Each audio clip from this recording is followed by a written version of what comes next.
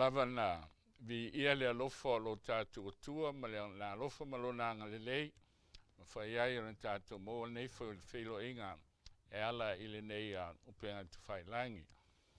Be lelo leo e whawhelo ai alo i atua ile mamalu si o tātou atunu Samoa au le whengai ma tātou proklama o nei fiafi. O le tātou mta upolo whasolo pea o le tala lelei e FAAVAVAU. Peitai e mua lava na o manatu o te na moli atu lau whaftai i se uswhaiwheau ia Wilsolofa malana mta upolo. Alfo ia i le tala lelei le FAAVAVAU. Na taua ia tea ula na mta upolo vasa le tea mauloa. A whai o te alat fo ia o na mao whatasi lea e le lelei a ma nei ala walu e aluai. Lea lau fo i tua se i tala mai e le whawai. Le whawai ma le tāua o le whiau le angelu a tōtolu alangaina i le so. Pe anu whai atolo i e whanau e le tua lo fia whafonga. Ma la tō man, ma lama le lei le tāua le taimi le tū la. Ia a mesi le whiau o tau veina.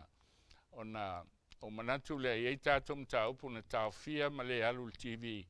O te mana e whaoso mo le tolu e aso leo le alu.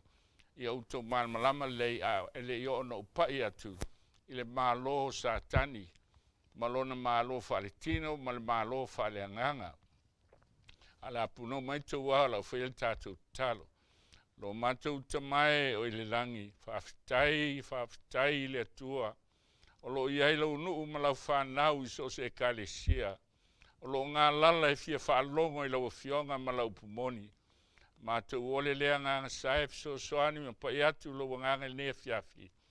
A ma te o whalongo, le tolu vai aso le aso ai, ile e iai le Ekalesia le atua Soifua, e iai lau Ekalesia i lunga le whangai le toi tu la o le nei paneta. E vi ia lo suafa Yesu e whaavavau lava. Amen.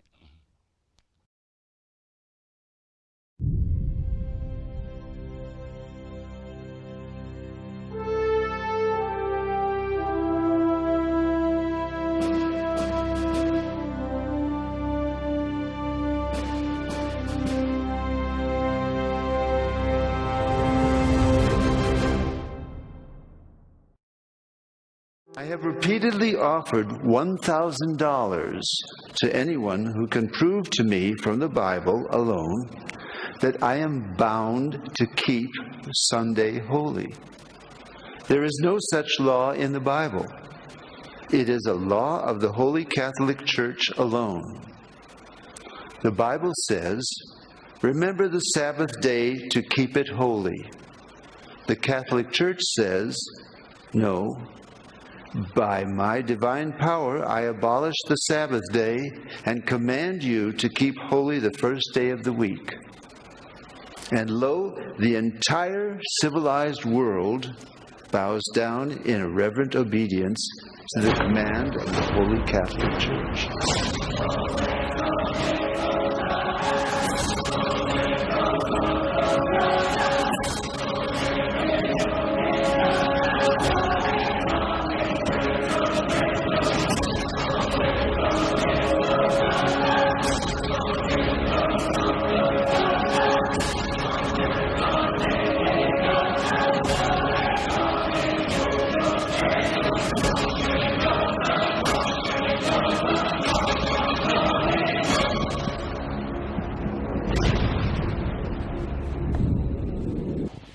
Ilial puia leo telea, etoia fio ma Jesu.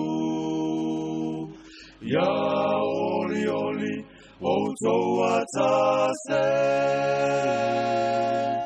Etoia fio ma Jesu. Afio mai, afio mai.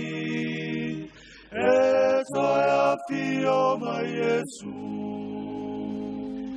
Waitanu olea wairai. Etoia fio ma Jesu. Watu putele o le poto e toi a fio mai Yesu e a fio mai e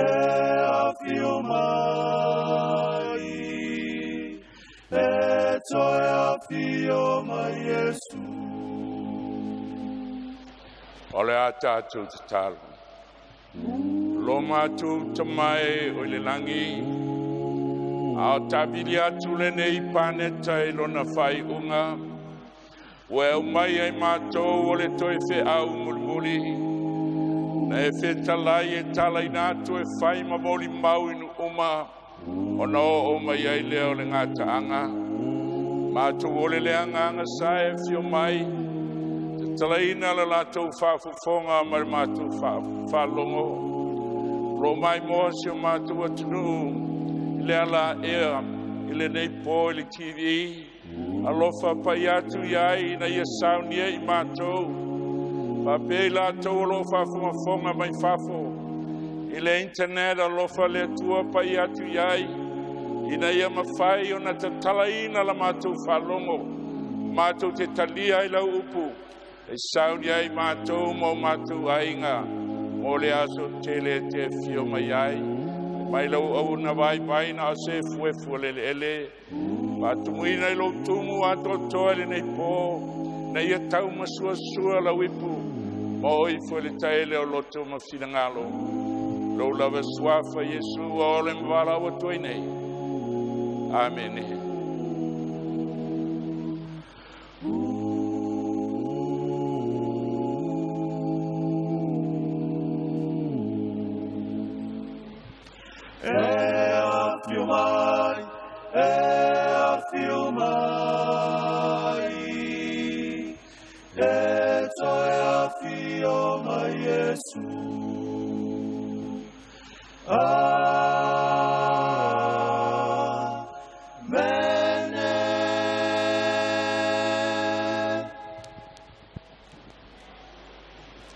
O te whātalo whātu le mamalu le atunuu o lo mai mo mai TV free le nei fiafi.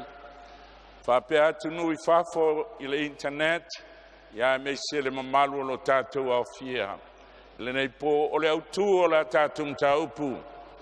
O le Ekalesia a le Atua Soifua, vanga mo mua. Tolu po le nei mta upu, whape o na lau ngai na o le me lilo le amia le angai po e tolu. Tolu po le a whamanino ai le vaenga. Ona moli mautus pai o lotu satani.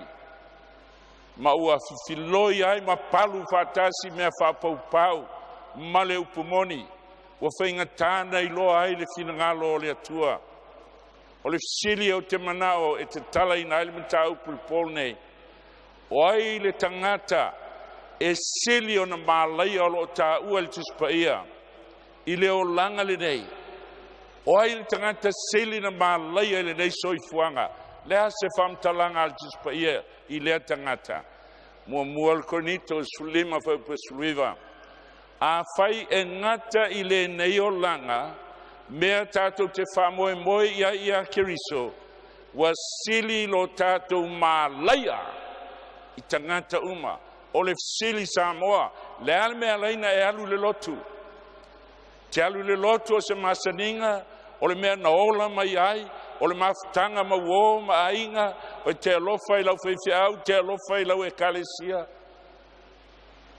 Po le ale maneia o le Ekalesia. O le alo fia iai. Ai a whai e ngata I le o langa le nei lo whamoe moe. E te le sao I le langi. Nei loa lea wa sili o na malaya oi tangata ola uma. O na tāua lea. O na tātou mai moe le tuspaia. Whamatala le tuspaia. Le Ekalesia a le Atua Soifua. Mo mua I le langi. O na tātou mai moai lea I le neila lo langi. O le upu Ekalesia. E sau mai upu e leni e lua o le ek, o le out, po le klesia, o le call, po le vala au. Sau le upu e leni o le kaleo, o le vala wina. Vala wina I le atua tangata, e o ese mai le lalongangi. Vala wina tangata, e o ese mai papelonia. Ina ia a vea matangata o le ekalesia le tua e saunia mo le langi ma le ola e whaabau. La tato mumua mo le ekalesia le langi e iai le ekalesia le atua le langi lea o mai le neile lo langi e pere sulua fa pelu sulua e whaingo le maunga o Siona le ai o le atua Soifua o le Jerusalema fa le langi o iai angelu e mano ni mano whaapotonga atoa ma le ekalesia o le auulu matua e watusia le langi ma le atua le whamsino au ma nganga o e wami o tonu o whaato toina ma Yesu le puluvanga o le whiangeng fau Samoa e te manao e te iai le ekalesia ta ua o le ekalesia o le ulmatua le langi po le Church of the Firstborn aisea silsila foi tatou ai tanga il tusi o falinga na silsila falinga lima fo poiva lo iai upunei e tautala me ola e fa ma toi ina e lusul fa o lo li o le no fali o mai wala to pe pese fo il pes fo o fa peat was tau lava oi na tango le tus ma tala yo na fa mau failonga a wana fasia oi we fata wina fo I matou lo lava toto mole atua mai I tua inga uma manga ngana ese manu atoa matunu I le langi el fafsanga I male no foali o toe ina el wasful fa o le upule me ola le pe o me ola ya tatou ai e tau le living creatures o tangata soifua o lo tabilo le no foali a tangata na vatu I lalo nei o ana fea na vatu ai te mau el tusia matayo ina o maliu Yesu ma toi tu mai na toi tu mai ai tangata pa ia o le atua e fesol mtau pue fa ina ua fio Yesu le langi ona si ti ai le o tangata ia I le langi lea we iai le langi tangata e peo oe maa o sui e tau la tangata ia o ulua I fua ona mawhai ai lea na te tala I le langi le ulua I ekalesia wa iai tangata na ave ese atu le pādeta lei whai ai lea ta o le whapotpotonga pa ia po le ekalesia o le aulumatua po le firstborn o la tou ia na mua whaoleina ina ua maliu Yesu o la tatou mai moe le ekalesia lea I le nei lalolangi ekalesia lea tua soifua I lalolangi o le upu out klesia o le call tangata na kolinga I le tua e o ese mai le lalolangi e o ese mai Papelonia ina ia avei latou matangata o le ekalesia le tua I le lalolangi o mua Timoteo tolu fo pesulima a fai o tua iatu e lola wa bio tau fale o le tua tau le ekalesia o fale o le tua sisila il fai plava le suma lima ole ekalesia le tua soifua ole poutu foi lea male lango ole upumoni lona winga iai le ekalesia le tua I le lalolangi o lona whaabae ole upumoni tautala iai latou na tusia le tispaia e fesa luas fuluati na I lunga lau apostolo ma lau profeta wa mali liu I latou Ioane ono sultolu au upu ele ngale tino se mea au upu le fionga le tua wa tia e ai le ekalesia le tua I lalo nei o le poutu foi lea tangata e ola mo le upumoni o tangata I le ilo fefe e tau le upumoni le tua langa tangata whapitoa na kole le tua e o ese mai le lalolangi o le silila o le ale upumoni lea e whabae ai le ekalesia le tua stonu al tispaia e tolu ame e tau al upumoni mua Yesu o au nei le ala le upumoni ma le ola e le ai se tasi al watu tama pe ale ui mai ata alwe ngai fa u pesulua e le ai se tasi suafa o fo ina mai tangata e faola ina ai tatou tasi al suafa ele mafai se lotu ele mafai se tangata ona la bea I ate oe na o Yesu e to tasi Peitai sila fia Yesu. Mai mātou e fitu lufutasi e tō tele o mailo ngoa. Mātou nei na perftane lo ngoa na whai ei vābenga. Mai Yesu no tau tino atu lei a tela o tele i loha i lātou. Na ielea o le me tau o le pumoni lo na lua il tispaia. Ioane sulfitu alona whaupa sulfitu. O tau tala i le tusi paia. O le tusi paia. Ia e whāpaiaina i lātou lau pumoni. O lau a fionga o le upumoni lea. O lona winga. E le ngata e talia Yesu Keriso i lo o langa. Ai loa moni le Yesu le te au auna iai. E ala i lo ustai. I le fionga le atua po le upu le atua. O lona tolu o me tau o le pumoni. Salamo se lau suluiva se lau whalua. O le mea moni fo i lau tula fono. E sau le taimi wa langa Ekalesia wa le ngā tula fono le atua. A le Ekalesia le atua Soifua.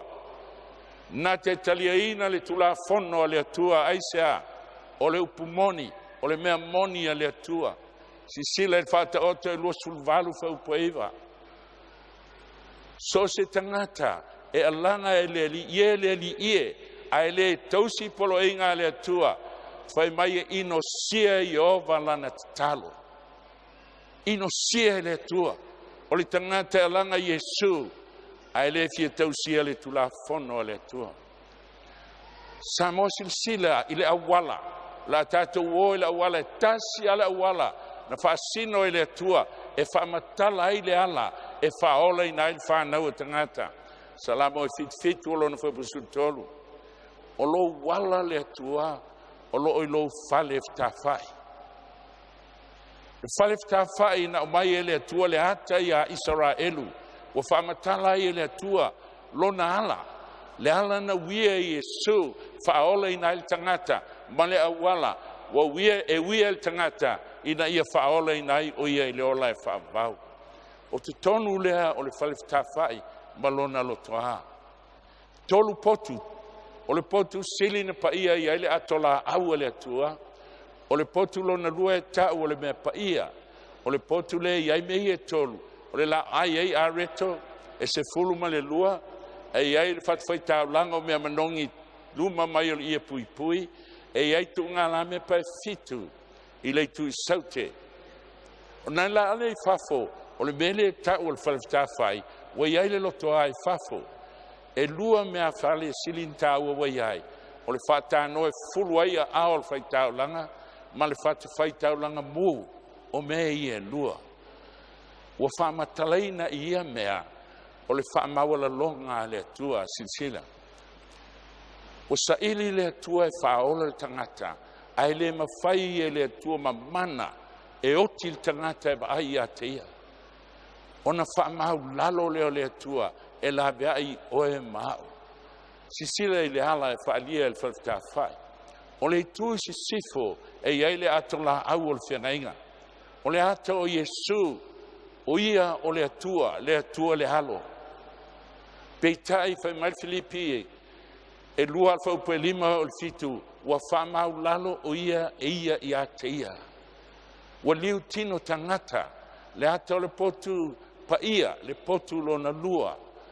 Wa liu tino tangata, se lau pasene le atua, se lau pasene o le tangata, a ua whamau lalo. Peitai ele me e se a Yesu, e le mawhai e seisi o na fasi, le mawhai na pai iai, le anga e se laupa sene o le atua i to tonu i a te ia. Se io li taimi, pa mai Ioane e le seisi na mawhai na pai i a te ia, e le io o ilona i tu la. Na wa tal taimi o Getsemane, na toe whamaua lalo lea o le atua.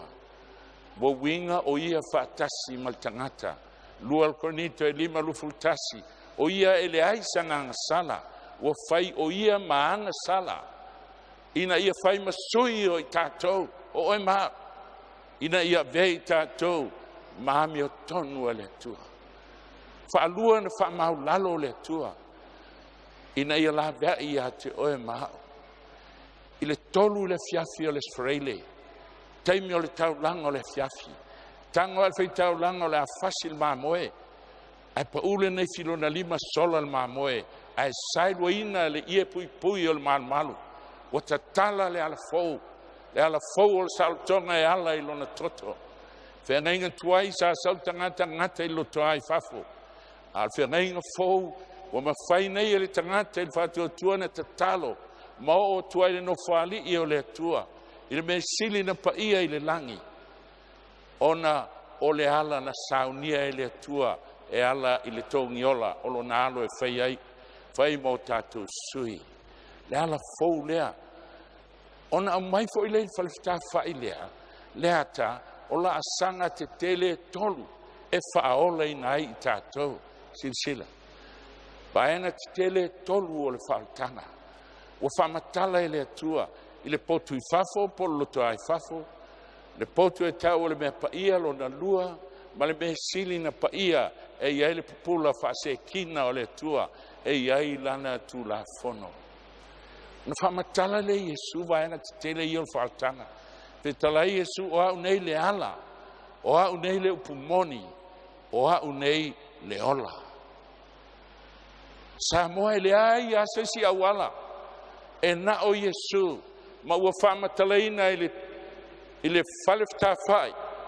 Ua whamatala I le atua le ala e tasi. E whaola I nai tātou le ola e FAAVAVAU. E ala le sa tauro keriso. Ma mea e te tau ana tātou ia. Silsila foi tātou. Yesu le ala, upumoni ma le ola. E tolu foi la asanga al wharatanga. Na tātou ui mai sauninga o tuanai. A le utu fatas. Yesu le ala. Whatwhaitau nanga mua le ato Yesu na maliu mo oe. Mea nai whaaiua tātou misiona I le sa tauro keriso. Pea ona e tu lai mai talia Yesu I lau loto. Po le ale ingo lau lotu. E le tāua le naha. E le sila le tua nilo. E sila le tua I te oe. Le nofo I le nofoa. Ma lau filfilinga I po taitas. Le ata o sa tauro keriso. O whai oia masuye oe mao. Tele tangata. E le mawhaina tu lai lunga il wala au. O lai popole ila na whaifi au. Popole ila na lotu. Ai le maliu se lotu mo oe. Le maliu se whaifi au mo oe na o Yesu keriso. Pea ona e talia le taulanga Yesu keriso le upumoni. La sanga lona lua e te uia o le baptisonga. Le hata o le whatahanoa vaile taftafa. Aisea, e le mawhaina e ulu. Ioane tolfo pueono. E le mawhaina e ulu I le malo le tua. Se I vanganda, ua e ulu le whaita to o le vai o le baptisonga. Ona alea. Ona mawhai lea na e ulu fale I le Ekalesia o lona whaavae o le upumoni. Le iai le ata o le mea paia. Lau e iai le areto o le ata o le fionga le tua ua e filifili. E te le whalongo I sangata ai te whalongo mai ustai I le upu a le tua. Samoa le mafuanga nā, pōta I tasi. E luatu le whiau e te ti ngā aisea. Wa le whitaui mea le whai lau lotu ma le upu a le tua. A leo o tātou tautala I le Ekalesia le tua Soifua I lalo nei o lona whaavae ma lona poutu o le upumoni. Taula le vahana lona lua lea o le vahana mua e te talia lo Yesu I le pole nei po le alo le anga I teimi wa tuanai. Al teimi e talia I nai Yesu wa tau hami o tonu I nai oe. Wa mai le hami o tonu e Yesu wa ufiufi ai oe. Whapei o le pangatai lunga le sātauro. E le ianu se lotu. Le whaia se mea le rei e tas. A nei e salamo ma whātua tua I a Yesu. E mai Yesu e iai le pangatana I le ola e whaavau pe a fio mai o ia. Leu le whale le Ekalesia. Wa matana te tala lau te sipa ia. Me nei e fisili po nesi po te tas. Wa mahasani ai o e te whaitau le fionga le tua. Wa e ola I seo langa whaapa iaina. Wa velo Soifua tunga la me pa fitu. Mori mau isi atu I le alofo le tua. Wa vele whaitau nanga o mea manongi. Le luma mai o I e pui pui. O taulanga le o te talo le upa ia. Whapei o na tusia le tusi o whaalina. I le aso e fio mai a Yesu. Ona li ua le o tātou, a whai e te oti toi tū mai tunga mau, o le hata na o le me sili ni pa ia, e le mwhaistanga taola na uru iai, e ufitia le mamalu whaase kina o le tua, se i vanga nā walu ese le mamalu, ta mwhailea no atu tangata e talaid whalfita whai, nā le whaatasi al tausanga, e uru iai whai taulang sili, o le hata o le me, o le whamasinonga, i le langi o lo whaia nei mo i tātou. Sisi le la o mai le hata leo le whalawhitawhai ma le ala na saunia i le tua. E whamatalai la asanga te tele o le whaltanga. Sisi le mai. La asanga mo Yesu le ala. Ro mai lima wha mo le tolu o le nei wa tau ami o tolu ina i tātou le whatuatua. E lua mea whatuatua e te whalango lango ai ma e te li tonu na o Yesu e toa tasi e te ola ai. Siri testangata il test pova fia o nei. Sa il mato a inga na faise si lotu. Teu stai ai le tua, teu si sapati il fale. Ai o la sano o alu le lotu. O la utali, ma fu o lo pala ai. Ai sea e listangata pala ai e alu langi. Mua le lisi o tangata e susunu le afi fai tau falinga. Ta pue luas fumatasi. O e loto vai. Tangata e tū mo le tua, o tangata i le iloa fefe o le oti, e usitai i le tua, ai sea, o salamo, ma fuli tua i le ansala, o lona ola, o fiufi le ami o tonu o kiriso Yesu. Wai ai le langi lona wha moe, po le alme tupu le langi pe ola pe oti, wai le langi lona wha moe. Nei ulu fale lea, i le mea pa ia, le ata o le Ekalesia le tua. O langa whapaiena. Ie whapaiena i lātou lau pumoni. Ioane sufitu o lau fionga o le upumoni lea. Te usi tai ai. Le alme whameile tua whai. Fia le upumoni. O tangata e mtuanga lue kaletia lima whapue ono. Wa lea ngā le peritome po le peritome. Wa nā al whātua tua e mtuanga lue i le alofa. O le tangata e peo Yesu. Na moli mau lumo o Pilato. Le mafu anga lea na o sau ai, mafu anga lea na o whanau mai ai nei lalangi, ina ia o mori mau le upumoni, e le ilo fefe, e tautala i le upumoni e le atua. La sanga i e tolu, le aso e fio mai ai Yesu, e liu ai o tātou tino, i le tino whale langi. Whai mai konito mo muamtal sulima e peo le emo le mata. Te saloni mo mua whaas fuono, toi tutu mai o he waoti, o ia keriso, Te loa i mai Yesu, mai whaatasi ai mai Yesu i le langi ma le ola e FAAVAVAU. Si leo te foi i whalfita whai. Le ala leo le atua. Yesu le ala, le upumoni, mai Yesu le ola. Aisea, na au ia e to tasi, na baliu mo oe. Whai tau le whalinga ma ta upu e iwa, e lima alona whai upu e baru ma le iwa. Whai mai na su e le langi, se tasi te talaina whamau whailonga o le Ekalesia lea, po le history, po le tala whasolpito, o le Ekalesia lea a le Atua Soifua, e le ai sesi, na o Yesu. Punu nouto e ina, whaatau inatu lalolangi nei, malalanga la o oe to tasi, o oe o le leona o le tuainga o saita, na o oe to tasi mātou te olai, le nei o whaaleina i mātou. Yesu le ala, Yesu le upumoni, pole nei, e le vai o le papisonga o te saunia. Pea whai e te whiau whale i le Ekalesia le tua. Pitai, aua e te papatiso ono se lotu. E le mawhai se lotu nu whaola oe. A e sau le lotu, e sau wawa ai le anga o isfo i tangata i le lotu, e toi solo muli ai. A e papatiso le pole nei, papatiso ono o Yesu. Ono o Yesu, o ia le upumoni, o e taliaina e ala i lana fionga. I le aso e fio mai a Yesu. Sauni ai o e mole ola e FAAVAVAU. Tatou toi foi mau whaawae, mo mualti mo teo tolu sulima, o le Ekalesia lea. Au nei papatiso ono o le upumoni, o nei papatiso lea i le ata o le mea paia, o le Ekalesia le atua, la tau te ao ina le upumoni, ma le finangalo le atua. Le Ekalesia le tua Soifua e whaavai a Iesu le upumoni. A whalwe lave, whai mai Iesu lava ia, e tō tele la tō teo mai lo ungoa. Mai Iesu mātou nei na perfetane i lo ungoa. Mātou nei na whaivavenga i lo ungoa, tutuli te moni i lo ungoa. E le ai se loto lalangi nei, e le o toi alanga Iesu, Iesu, Iesu. Ma testanga te tau, se o nā mea umo le toi au ngā, pau ala mea o Iesu.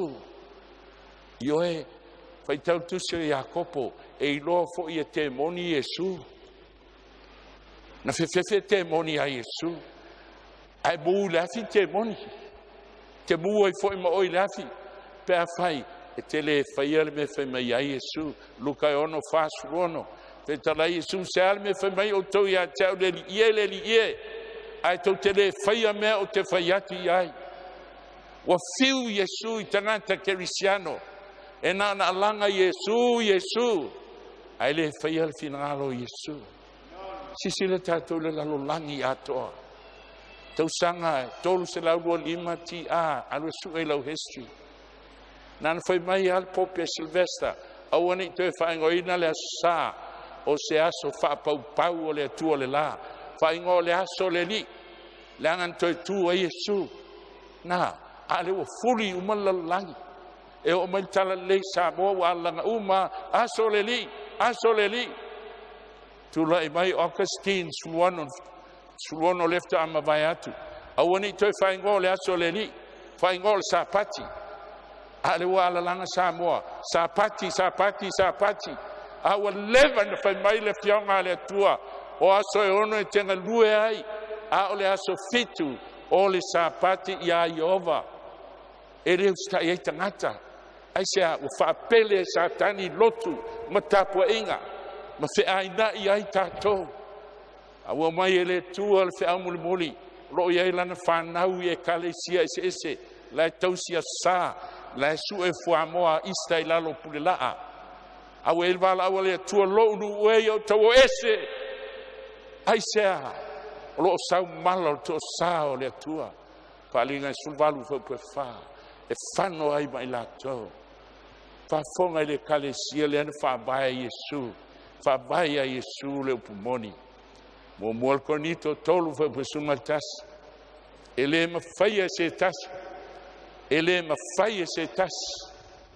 Ele mawhaia se tasi. Ona tuu seisi whaabae.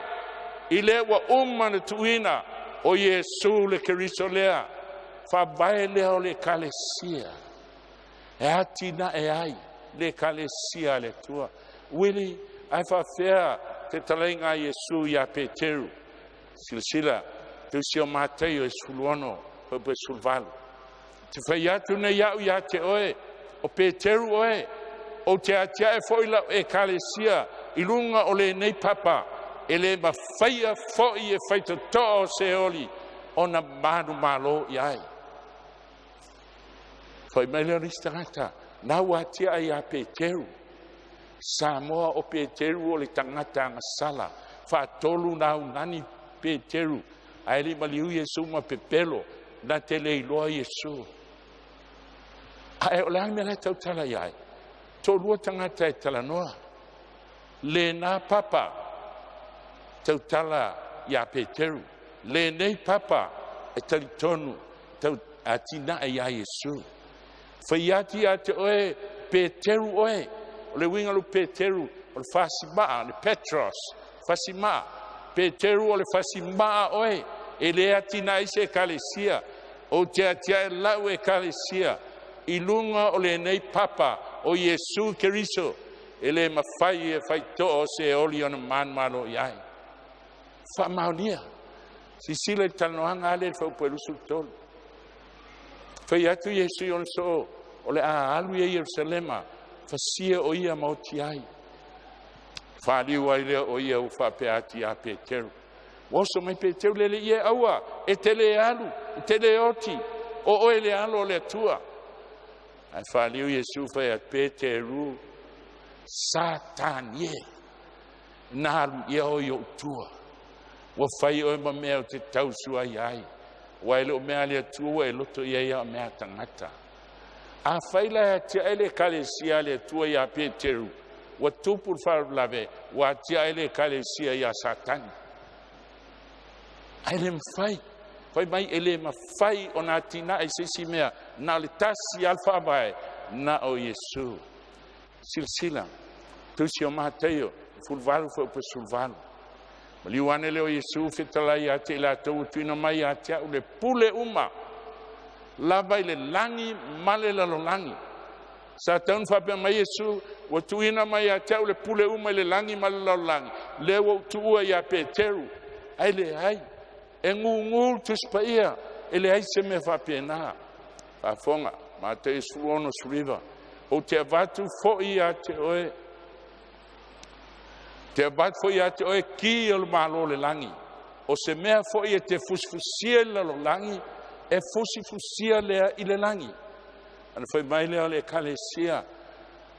O lea wa mai e Yesu le pule ia Peteru e sui e sa pati o le tua.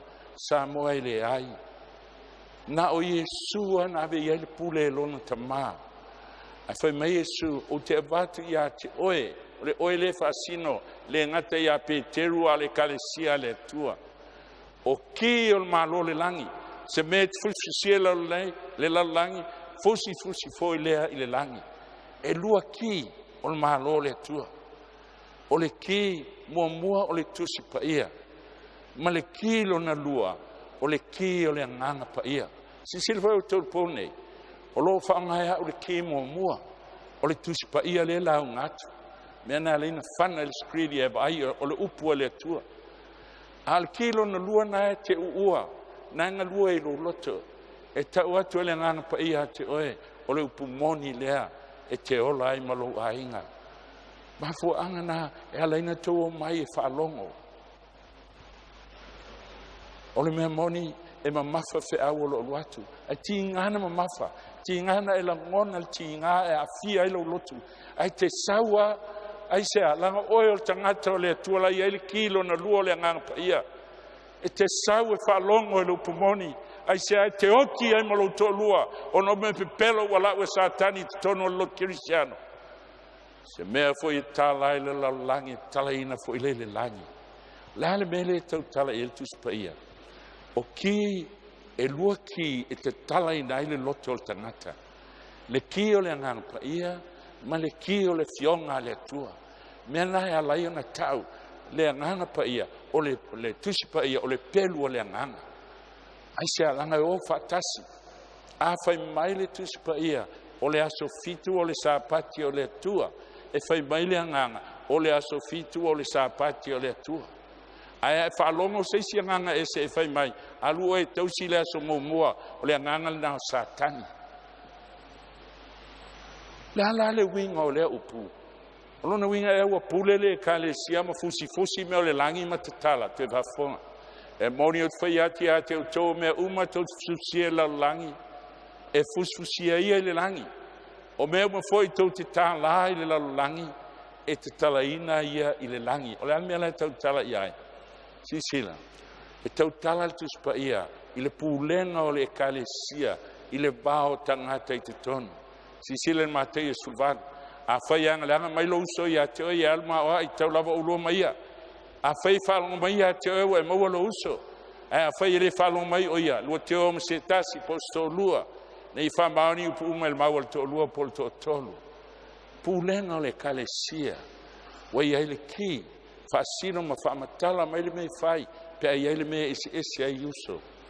Pau pues fuluiva ma luas fulu. O te whai ati o tau aise to lua posto tolu.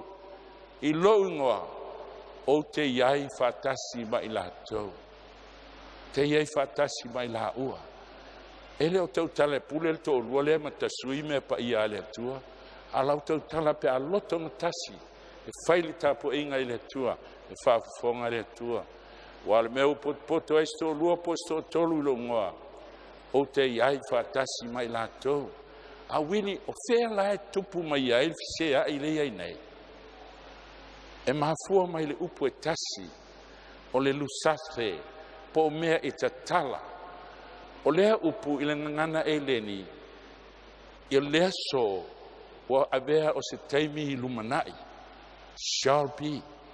A ua maua nei lalo le ele, I me eli mai lalo le palapala. O le upu na, sa whaangaina le taimi o Yesu, o le perfect tense, o le taimi ua atoa. Ai tangai la, I le tuspaia leo sa nei ta o le King James Version, o le New American Standard Bible. Whafonga lea I le whaupunga, a le tuspaia lea ta o le New American Standard Bible. Leo wa tuu iai research for ia, I sa ininga o le fionga le tua. I will give you the keys of the kingdom of heaven. Te avati ati o e ki o le malo langi. O se mea foi te fusfusia le langi. Wa umana fusfusia foi le langi. O se mea foi talai le langi. Wa umana talaina lea I le langi. Wa uma, perfect tense. Ele mawhai il tangata na sui se mea. Se vana o sui mua ele atua. Tolu itu ainga manual I le so. O tasi manual whaavai Ioannes Filima whapulua la uma I le fua abiseina. Whaale tonu lo e tipi. Me lulona lua tu I pēr se iau eli maavane aini o tota. Toi tu tasi se I toi whautua ma fsoso ani iai. Le ile manual lo tu asfitu. O le manual ale pele ane sai le vaenga le lona lua. Ala o sui nei lon tolu. A teia sul tolu sul tu ia. Ia tupu lua pe ia. Se iau se selenga. Tu se sau Yesu ia faila na fam sinonga. Mafu anga na Samoa o le manual le altus pa ia. O le mele wo e se lotu maltus pa ia. O faila tu manual. A ele whanga ina le fionga le tua. Ekalesia le tua Soifua. Whaavai a Yesu. E atinae I le fionga le tua. Le upumoni. Tolu a mea. Ie whapaina I la tau lau upumoni Ioannes sulfitu. O lau fionga. Le tuspaia e atina e ai le upumoni po le Ekalesia le tua mo mol cornito tolu fa pesultasi va fonga a waile ma faise tasi tu seis fa vai ile wa umantuina o Yesu ke risolea le ale fa vai na fa tuina Yesu le efeso lua lo na fa pelua sfolo o lo watina e lunga fa vai le apostolo Atua ma le profeta Matul manu o Yesu ke risola valea. Ia ele me ese ai, le whabae. Pei o lautus pa ia. O perfeta e whenga inga tuai, na tō fia ele atua mai le langi. Whenga inga tuai lea. Ala o apostolo e whenga inga fō, na tō fia Yesu. Ele tō fia estangata, na tō fia Yesu. O la tō ia, na tū sia le tus pa ia. Matina e aile Ekalesia le tua. Willie, au feoti la o apostolo ma le o profeta whawhiwhela. Whafonga ia Yesu, Ioane onon sintolu. O le nganga le tupoe le ola e le angale tino se mea. A upo whaiatua ia te utou. O le nganga ia, o le ola fo ia. Sisina. Tuti firma fo ang. Whaitau tusi o ke... Tu se cornito, lo cornito mta busumatas. E foi apostolo pepelo a satania. Ao apostolo keriso, e na apostolo a na filifilia Yesu. Silsila foi il mau, e l'uomo taua. O lo tau mai il mau lea. Mua, o le maatu li manu o Yesu. Ao lona fabae, wati na e ai. Le au profeta lea, ma le au apostolo. Perfetta il whenga inga tuai, au apostolo il whenga inga fō. Si sila voi tātou. So se fale, e fausia, e iailo na maa tuli manu. O le fale la fualo na umi, fualo na lautele, fualo na maulunga, i le maa tuli manu. E whapena Yesu, e nao Yesu e mwhaina tō fia apostolo, mwhaina tō fia perfetta. A nofol tangata ma tofi, e le taulia. Me aldan tupu ele, au apostolo le whenga inga fō. Ua fia popoto, whai le vili Yesu ia yuta. Whafonga i whamtalanga al tuspa ea, tusionga alwenga. O na whai ai lea o le vili. Na ua maliu Yesu, ua woti ai yuta lea na whaalata Yesu. Awa le atoa wana sultasi perfeta. Mana tu lola uso, fai la to vili. Whaaneri mai ai ele tua po ai u whiwhilia. Whai tauina hai tangata i ngoi amatatia. O sola au apostolo e tō tino ngafulu mal tō tasi. Se fululu aile i amatatia. Aile i lola au apostolo. Ele mawhai e la tōn tōwhina o Yesua. Si sila tātou tusio ngaluenga. Na toia fio mai azi Yesu le langi. Ile au wala i tamaseko. Ai tofi whapitoa Saulo. E avea ma Paulo. Amen. A whaila whaitawina matatia. Wa se fulu tolu waila apostolo. Wale se fulu lua. Ele italia ele atua. Aisea se manu papenei. Tofu uma Ekalesia ma vili. E whai e sueia la to apostolo. Toia fio mai ale o Yesu le langi. E filia Saulo. Ngaruenga iwa whau pe wha. Pa ule o iei lalo le ele o whalonga si ufonga lo hapea mai atea. Saulo e. Se alme we sa wa mai ai atea. Yesu leo fitalai. Aisea, langa na al fululua apostolo tispaia. Sisile tusio falinga. Yesu e fiau apostolo. O lo whaavae ai le Jerusalem fou whaale langi le ata o le Ekalesia. O le pā foi o le ai o whaavae se fulu ma le lua. O iai foi ngō le au apostolo le tamai mā mohe. E tō se fulu ma le tō tolu. E sao, le ai, e le taulia matatia. E nao tō se fulu lua lava. O apostolo na tō fia Yesu. Wa mali liu la tō al upo Yesu. E le au ngale tino. Al upu o le fionga le tua. Le wa tuina mai. O le anganga ia. Ma le ola o ia. La tale o le Ekalesia il fereng fou. Palinga sulua fa mo mo tolu. Amata mai le amatanga il kinese. A tautala il fine, tautala il Ekalesia. Ekalesia lea, pa mau fatupu le feitangai, ke le se tolu sulima. Le vao oe le ngata satani, ma le fine. O sola na whanau, o Yesu, la whanau mai, e tu momo lo ulu. A oe tu momo lo na murivae, o le atal maliu o Yesu, i le santauro. Ona foi mai le whalinga skulua, o tō le fine a whanau le tamatane. Tau whai satani e whasioti ala ia herota, a o si tia lana tamatane le langi. Na whasolo loa le whalinga skulua, le talaanga o le Ekalesia lea, a le Atua Soifua, le Ekalesia, lona maa tulimanu, o Yesu, a e whabae, i tu singa lau apostolo ma lau profeta, lea wati na e eile fionga le tua, o le upumoni, o mualti mo teo tolu sulimo le fale o le atua le Ekalesia le tu Soifua, o le poutu foi lea, ma le lango o le upumoni, la tatu baba ai le history o le Ekalesia na, lea na fatua Yesu ma lau apostolo. Tu si o falinga mtau pue lua ma falinga mtau pue tolu. E fitu Ekalesia na iai Asia. Ona o mai leo le tusi whapitoa po le whiau a Yesu, i Ekalesia i e fitu.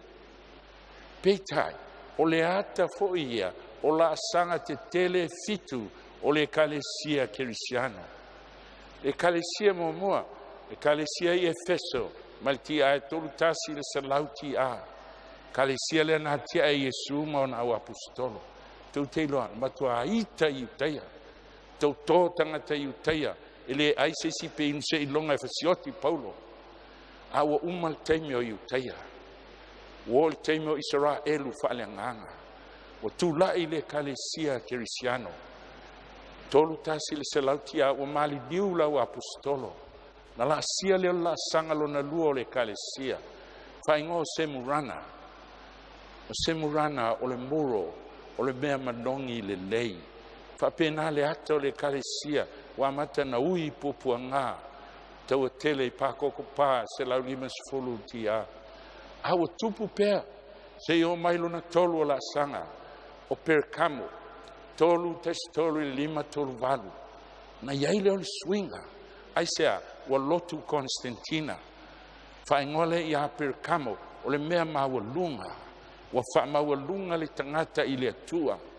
Wa sui ai me pa ia le atua. so o leo perkamo sisile falinga ono ma leo fatasi o tispaia amata o pae solfonua Efeso mu semrana perkamo o yuli o fi mai me fa pau Rona fa o sama solfonua le ato leoti Ekalesia na Tuatira mai le 5 tolu valu tasi 5 tasi fitu tulai mai ai lotu protsano tasi 5 tasi fitu tulai mai Martini Lutelu tu il falsai Wittenberg i Shamani o mea ivas fulmleono wa ese elitus paia ma le Ekalesia Catholico Roma il natemi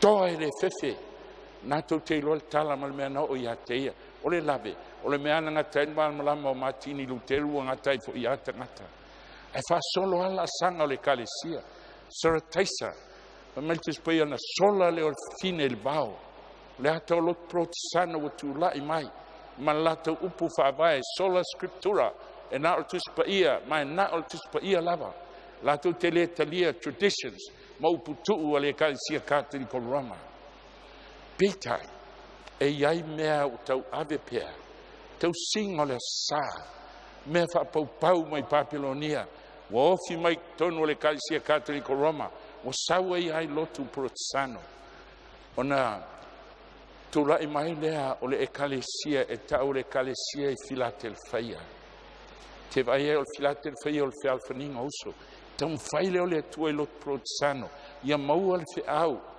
fealfani ma ia toe fo'i le fionga le tua pe o le mau FAAVAVAU sola Scriptura pe tai wale mawhai tau si ale sala tau whapau Roma pope filfilia le tua o le la sanga lona fitu o le fine e tau o filat o lao tikaia Ekalesia i la tikaia tasi valu fafa lena tu lai mai lotu asu fitu le sau la lovaia e toi manao le tua au mai e mal profeta fa pitoa e sosani toi fa asino tangata ile mamao tala lei o fenga in fo o le o tumu i me fa pau te mi lot protsano pitai pe mai fam talanga altu spaia e una ta fel fine na tu lai mai ai le o vanga mulmuli e tau o e o totoe o fanau o ta fel fine ta fer malisi vaenga o fanau ai e totoe mai la tolana e tau maltarako ile taimi faiu te fa fonga il tispaia Ioane sulfitu ia e fa paina i la to lau pumoni o lau fionga le tispaia lea fa solo mai vaenga o le Ekalesia umalo la to taimi al FAAVAVAU le suia tasi al FAAVAVAU ma Yesu Matei su lima fa puiva e tapu ai fu mai la to ia ta e lo la to fai mamata upu polo inga tangata Samoa fe sola to fe fu ilea o le aso sa Sunday o le polo inga tangata ale to fa fongai moli mau le Ekalesia Catholico Roma o la to uma ustai le sai le ustai polo inga le tua e ustai tu la fono le Ekalesia Catholico Roma mo wo foina le 5 afe talai se mau tasi ta mai ai o sui fia tau sanga usau i Australia tau i Amerika tau tala le tio mal TV le fa fonga le tunu fa fonga lotu ma fai au Ekalesia uma il pone o le alu TV 5 afe tala se mau tasi Samoa LEI o le mea na fai al tangata a telitonu ya Yesu na telitonu le upo Yesu e tapu ai fua i lato ya ta i lo lato fai mamata upu o polo inga tangata Ekalesia le tue FAAVAVAU le pumoni tau sia uma polo inga a le tua he a fia i mal polo inga fa a luenga i lusul fa fa fong au tau tino le mei a te o tau ona i le tua mātou tamā le upu le apolo e tau tala i tangata i utaia e tusa ma le lotu o taua i latou o le lotu ua vavae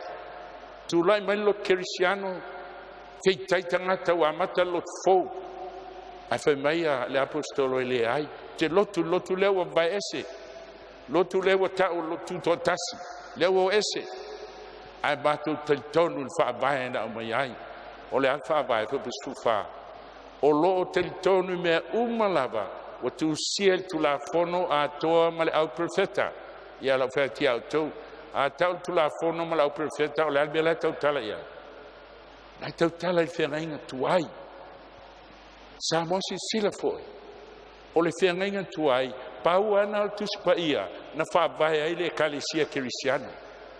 Ele i tu sia le whengainga fou, ta tu sia pe lua se lau tau sanga, talun maliu Yesu.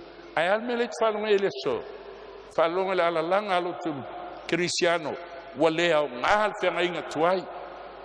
O whalea o ngā whaavae na tia i mai eile lo Kirisiano. Lo te tonu mea uma o tu sia, i tu la fono atoa ma le au profeta, lea so alanga o lea ngā tu la fono. Ai te sili swaifi au la o lea ngā tu la, o tangalana ngoi, o tangana pepelo, o lea ai, tangana mulilua, lea ai, o tangalana soli sapati, e se la le mele na. Wa ese a, o sui el tangata. Ale wa mai fe au le tua langa lai ai lana fa nau lotu ese o ele fefe tu mo le pumoni falinga sulua sulfitu wa ita fo il tarako satani wa ita fo il tarako il fafine il fatuso le Ekalesia na watu ele o ye tauli tau mai la tu wa toe o lana fa nau sau satani tau ma le Ekalesia. Ai, wale ai se fafine. Ai se a, o tafea. Tafea malisi vaenga al whanau. Ai toe mai na o la tau e tau e o te toe al whanau o ai. Wharinga sulua sulfitu. O e tausi polo inga le atua. Mata o file mau ia Yesu Kiriso. O e te toe o le whanau al fine. Lai tu mau le pumoni.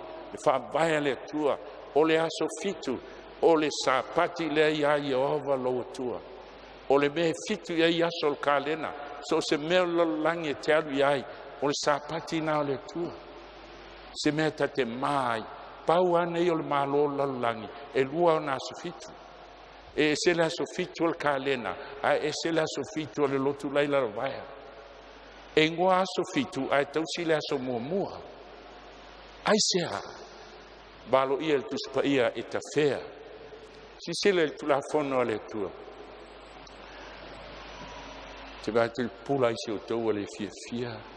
E a tau te mana e wat se tala peloto te oti hai. Pe te talia fai mai e sua e tala i natu le nei tala lei e fai mamori mau ia te oe. Pe te talia, pe te le talia e te talia i oe lungo le tua e las famasino. Pau ala vaenga o le talai. Ma le fola.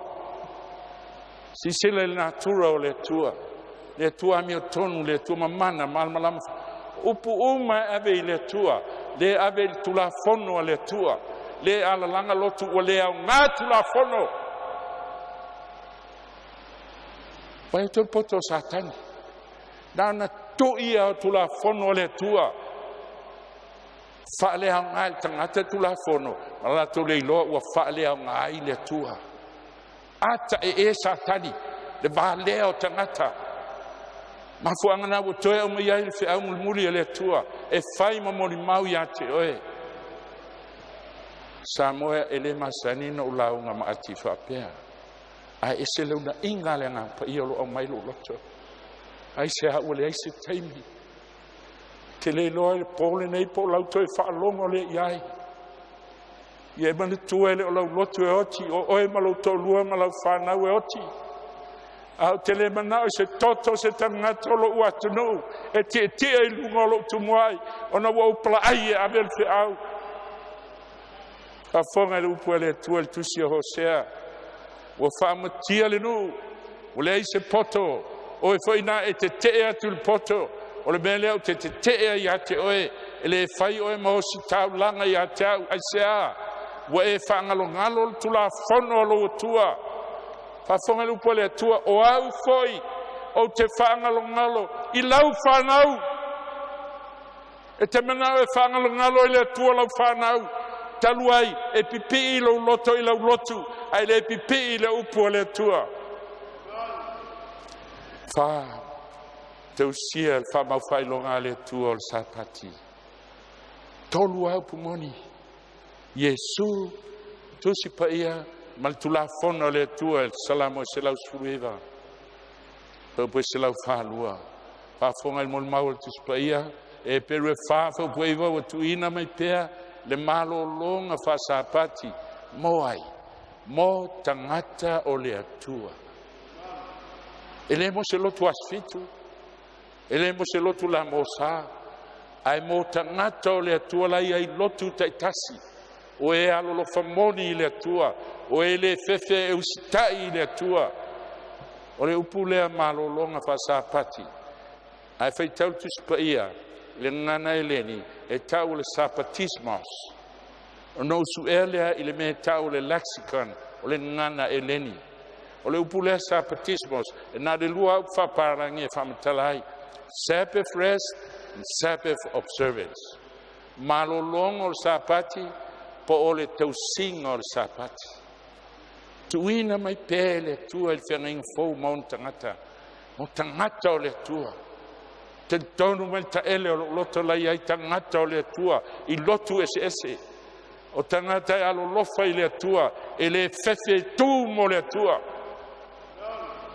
Mo la tona o tuina mai el sapati o le tua e fai ma fai longa i le ba o le tua ma on tangata i sei e valu flono fusi le mau fai longa i el tulafono fa mau fai longa il tulafono le ale tulafono e sfulu i el fa mau fai longa tulafono e fa pau ale il tulafono e te mau ai uma me tolu fa mau fai longa suafa lona tufinga malana puleanga Fama fai longa le al malo Britania o Soifua siosi lona ono.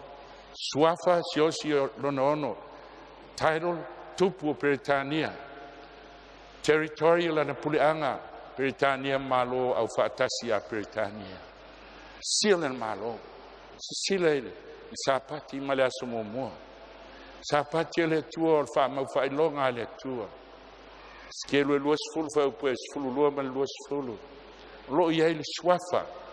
Ye mana tua le sapati fa pa ino asone te ale as fitu o le sapati ya Yehova lo tua le sapati o se lo tu as fitu lo ya ilon tailo o aso ono na ye fa ya le langi malangi the creator lo ya ilon puleanga o le langi malelangi skelo luas fulu fa po luas fulu yo to fa pa ye ino fo yo sapati e fai ma fai longa ya tau mo to ye lo ai o to o au lava o Yehova lo o tau tua. E soto e tolu tasi whau pesuono. Ia tausi al whanaunga Israelu i le sapati. La sapati na, sapati asufitu. E whaima sapati au tau tupulanga amuli. O le whiangainga e FAAVAVAU. Speia Britania, o le perpetual covenant. O le winga lo perpetual, o le whiangainga e le motusia. Mai le amatanga I kenese tau ai lalangi fou. Te wafonga le soto le tultas. O le whailonga le whaavau ia teau ma whanaunga Israelu. Israelu tino ma Israelu la le nganga I whengaing fou. Wa se ono na whaia I ova le langi ma lalangi. A le aso fitu. Le aso fitu na ia malo lo ai ma mapu ai. Laleng o Israelu. Pei tau kene se tolulua whau puelu suvalu. Israelu ele se ngō whaatino. Le ngō whaleanganga. Finau ya kopo ma le angelu. Wo ana la telva beao. Tanga mai lola angelu na suila palapa. O se e suila palapa. Nei lole ya kopo. Ele si tangata. O le atua. Angelu o le atua le ala tauivi. Mau te le tu ua oe. Se e whamanuia mai a tau. Mai leo I le te ualo ngō Iakopo. Iakopo le whaalata le nouso e sau. Au Israelu. Wa e pei oe o se lii. Wa e whinau. I le atua matangata. La tau umai filifili le pōnei. O le tali o lau whinaunga. Mau ainga matangata. malau finau e te ustai le tua ta ua oe o le Israelu o e finau le tua matangata ma ua e manu malo a fai foi sisila Willie e leo Israelu e na whenga tuai whafonga le whenga fō a le whenga inga le nei a kalatia tolu lusuiva a fai foi o ke riso o tō e moni o suli foi e tusa ma le mea na folflaina whanau o tō a per amo o suli e tusa ma le mea na folflaina o le ale mea na folflaina e peru e valu fa pesfulu a le whenga inga nei o te whaia ma le ainga o Israelu pe ama vai atu i aso le whenga inga tuai leo tau tala ia Israelu whaleanganga lo whetalai mai le li o te tuina atua tura whono i o latou mafau fau ma o tusia i o latou loto e whai au mo latou atua e whai i latou mo unuu tau sil sapati o le atua o le whailonga e ngata i lea ta ofsi le mau ia Yesu whalinga sulua sulfitu tau tala i le toi taua whaiu e le toi tau le fine mal tarako Pawal me fai le fine o le faoso ana misiona e taofi e tangata ua leo mai e whaalonga le upo le atua e le toi tau le fine maltora e tau mai e to toio lana whanau oai o e tausi polo inga le tua ma taofi le mau ia Yesu le mau ia Yesu whalinga e suliva whau pesfulu ia ifo i le atua wa le ngango valo anga o le mau le ia Yesu le ngango valo anga mena te whalo mai pōtai tasi la unga ina le manwheai le whatangata le manwheai le me lilo le amio le anga ta milo i lalangi pe te whalonga i swewhiau aswhitio la unga le whiau la ngelon tolu wa whasa ai se awa umalon taimi wa tawhea awa o taimi o e to toi o le whanau o le fine so wheo lalangi alu i Amerika alu i Australia ai whalonga i swewhiau la ngaina le whiau angelo e to tolu o le tuto tasi mai atunu ese o langa mai ai le tua tangata e tau mal tarako i lona toi tu la lona ono na te alanga ina le whiau muli o le whiau a angelu lona tolu Samoa sisira tato o le whiau le ana o mai le Ekalesia sufitu la o taofi o le toi alanga ina wale aise whiau o iai le ala fili mai nai le tua tangata Samoa e whaawau le whiau le tau o e tutoe pa fonga le whiau ai se tasi e ifo le man whiai Roma pope balona whatangata lotu tuu whatasi e tausi la sa matalia le whailonga le sa ilo le muaulu e manatua ai polona lima e usitai ai e inu lava ia i le waina o le toa sa o le tua ele mafai lo tu asfitu to launga lango lau tausia sai falinga sul tolu fo pe fa wala to wifo fo il tarako ole ne tu inatu le pule il manfai wala to wifo fo il manfai fa pe atu ai se tu sa male manfai ia fai longa le tu fai longa lona sapati le asfitu mal fai longa al manfai o e te misia po le sa so o il tatum tau le mea sa tala no il me lilo ale Ekalesia le tua Soifua le ole a tala mai a to e tala me le amtanga e tau lo na fai unga au e te misia al pol nei Samoa wa umalo teimi a te mana e tau ati a te o le po le filfilinga o le po e te filifili ai tangata fe mai a te au levan mati baptiso lo ava noa lea pe te oti nā nei po tae au ai tu sia i tu sile lani na e talia Yesu Keriso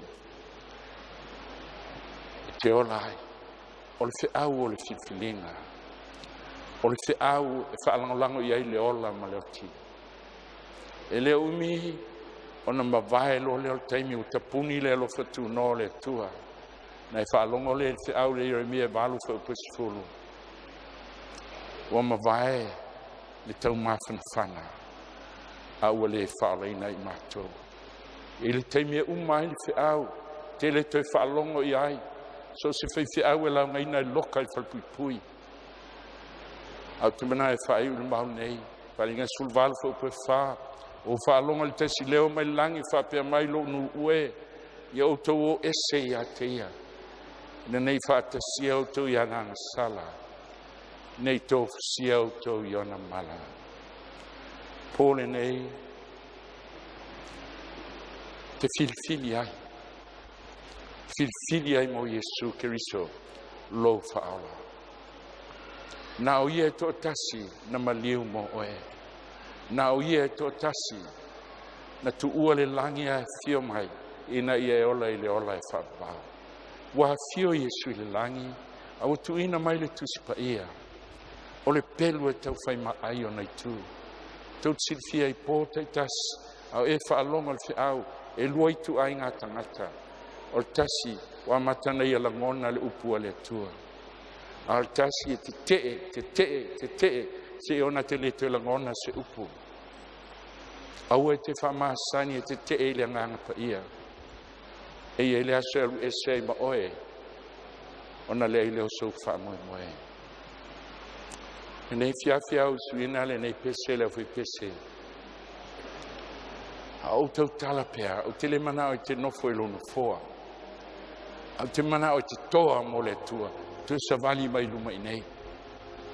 A whai e te mana o papatisa i alua le lei ma le tua il pō nei. Au e te tu, e tu lunga sa vali mai luma i nei. Tala ina vai papatisa le nei pō, o lo wei ofu, o tā pena, mo i lātou umai e uia le whiwhilinga. Au suina le pese. Oi se toa e mo muatu mo le tua nei pō. Whaine tu lai mai.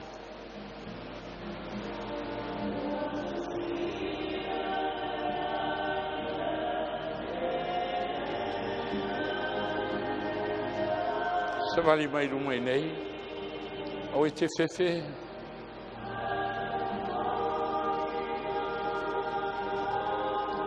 Papea nei lo loto le pōle nei Yesu e, lo wola e tui nātu mo e.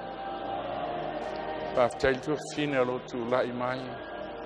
O lo iei tangata o le tua i lotu ese ese. La te le whewhe tu mo le tua. Sa iei se tina i te tuila. Pai mai a tau e fi baptiso al sapats. O lei umani ona ao se lua. Ta pena le ol potu e salni ai. Au il Paul es freile. Ai se e mai luma.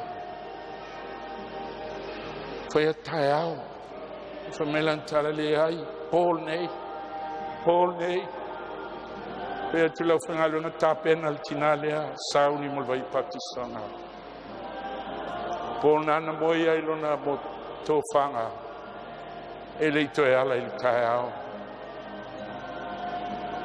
Te lei loa po le al umi o le ola o ia te oe. Al po nei o lo avanoa. Lo avanoa le avanoa e mawhaina e whapeane ai. Yesu e o lo uola mo oe. Mai le afe maafe o le tunuu. Mai le selau ma selau o tangata o le nei malu. Ma te lelo loto e tua i mo le tua. Au e maua le avanoa. Ma whaine whapeane ai Yesu e le pōle nei o le whiwhilinga. I te le tue whaatali. Pea te otina nei o te iai le langi whaatasi boe. Whapei o le pāngtai lunga o le satou. Samoa e whaalongo i le upu. E whaalongo i le upu o le tua. Ai se hai te oti ai. O mai ele tua le avanoa il pō nei. O tu sia le leina.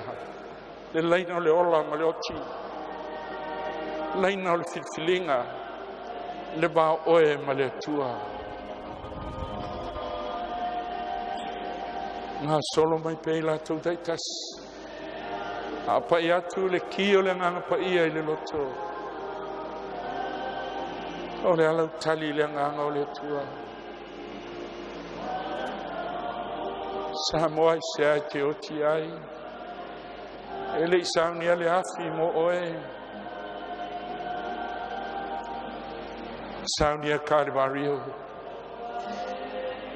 Sauni le tongi ola ina ia ola. Pone e te le papatiso no se lotu. Te papatiso no le whiangaingo sia le valta mama le alo.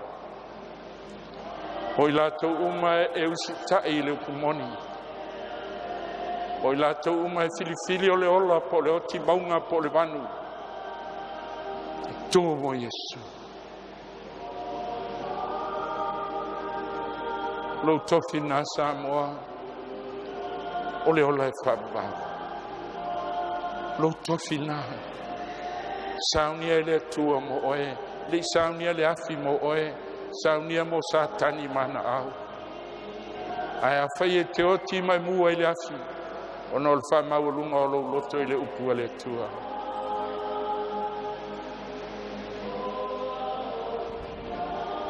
Calvario na maliu ai le alo e totas. Le maliu se lotu mo oe. Samoa na o Yesu Kiriso.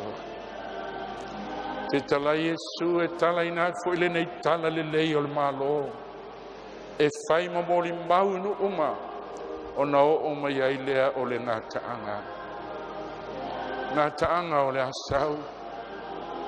Alo wala au lea tua le whanau e tangata. Nei ala tau talia o ia maustai i le upua le tua. Nei e saunia mo le ola e FAAVAVAU. Sa mol tolu ne vai aso. Tolu vai aso alanga ina le whiau. Tolu vai aso alanga ina maloi bata. Nei e ola malu ainga. I le ola e FAAVAVAU. Lau te wala au lea no te talo lea. Whao mai wala au nei po. I se tasi e fietu lai mo Yesu. Aftai le ta maa. Matua tau sanga o Soifua ai leilo fefe. Leilo fefe tumu le tua. Ne whanau to tasi. E te oti to tasi. E le mawhai se lotu na la ai oe. Na o Yesu e tratasi. Na maliu I Calvario. Ina ia e ola I le ola e FAAVAVAU. Ngai o le nganga o le tua. Te ina mai lana whanau. E o si whianga inga mai Yesu le vai o le patisa. Te iei se tasi e fietu lai au te leiti talo. Whaina e tua I le meo e iai. Rai Yesu e. Lo loto o te fiau au nei ate o e mawatu mo e. E lo whafsosani mai lo vai vai. Whaine tu lai ai so se meo iei au te liti tala. Tu nātu lo mo le tua le nei au fia. Lo mātou tamai o le langi. O te leilo a whatau a lau. I lo o tu nou. E nau la ngaina se au. Na la unga mai whamaoni. Na la unga maloi mata. Ina ia la tau talieina o Yesu Keriso. Ma lau pomoni. Ma la fua I me pepelo sa tani ale a whano ai. A peo e lia e lunga o le maunga o karamelu. Fili o tau la sunei. Po ai tau te au nei ai. Whaftai le tua I le tali o tu lai ai o tamā. O uso tua whawhine mauti nai le ne po. O iei nisi alo tu lai mai lalo. Lo iei whawhita uli e tele. Mātou tuinatu I mātou umai a te oe Yesu le ne whiafi. Alofa talia ina I mātou. Talia ina I a te oe. A osi whenga inga I lātou nei le nei po malau whio. Ave ia I lātou le oli. Le oli. Wa vea mata lii ma whawhina o le malo. E ala le osi ngā whenga inga ma oe le vai o le baptisonga. Iawi ia lo suafa Yesu. E iai se tasi. Iai se whawhita uri le po. Alofa le tua o e te lafo ia. E pai o a awa lofa e la viai. Ye saulia masiona inga mo le ola e whaavavau. Lo lava suafa Yesu o le vala wa tuine. Amen.